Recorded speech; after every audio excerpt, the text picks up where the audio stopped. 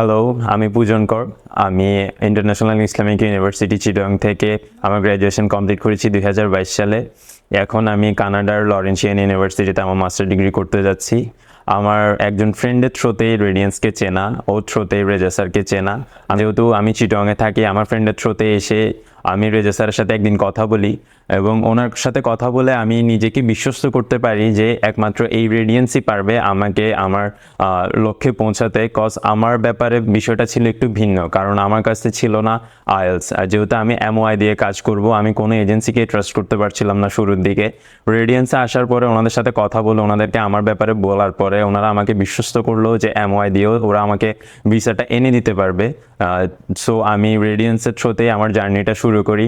দেন হচ্ছে আমার offer letter আসে। এরপর থেকে আসলে মূল জার্নিটা আমার রেডিয়েন্সের সাথে শুরু হয়, যেহেতু আমার ডকুমেন্টেশনের অনেক ধরনের কাজ ছিল যেগুলি আমার একার পক্ষে কখনোই সম্ভব ছিল না। ঠিক একদম শুরু থেকেই খুব বেশি আমাকে হেল্প করেছে আমার ডকুমেন্টেশনের উপরে।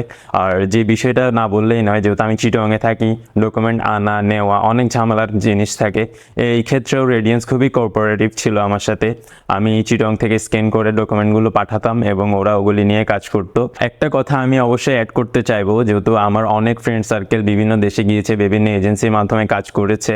আমি একটা জিনিসই দেখেছি, বিভিন্ন এজেন্সিরা আফটার ভিসা কোনো ধরনের রিলেশন মেনটেন করে না। অনেক সময় দেখা যায় আফটার অফার লেটারও অনেক এজেন্সিরা হচ্ছে কোঅপারেটিভনেস থাকে না। বাট রেডিয়েন্স এমন একটা এজেন্সি যেটা আমি দেখেছি ভিসা হয়ে যাওয়ার পরে ওনাদের থ্রোতে যে স্টুডেন্টগুলো গিয়েছে ওদের হাত রেডিয়েন্স কখনো ছাড়ে না। ওখানে যাওয়ার পরে ওরা হচ্ছে অ্যাকোমোডেশন, জব, মেডিকেল সাপোর্ট, সব ধরনের সাপোর্ট রেডিয়েন্স দিয়ে থাকে।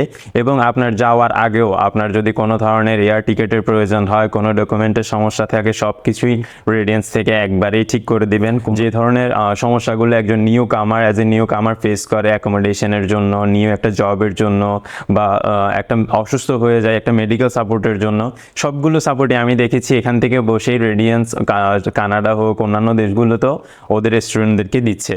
সো এই ব্যাপারটা রেডিয়েন্সকে খুবই আলাদা করে অন্যান্য এজেন্সি থেকে। সো আমি আপনাদের সবাইকে রিকমেন্ড করব, যারা আমাকে চেনেন, যারা এই ভিডিওটা দেখছেন, সবাইকে বলবো আপনারা যদি বাইরে পড়াশোনা বা যে কোনো কাজে যেতে চান, অ্যাটলিস্ট একবার এসে রেজা স্যারের সাথে বসুন, কথা বলুন।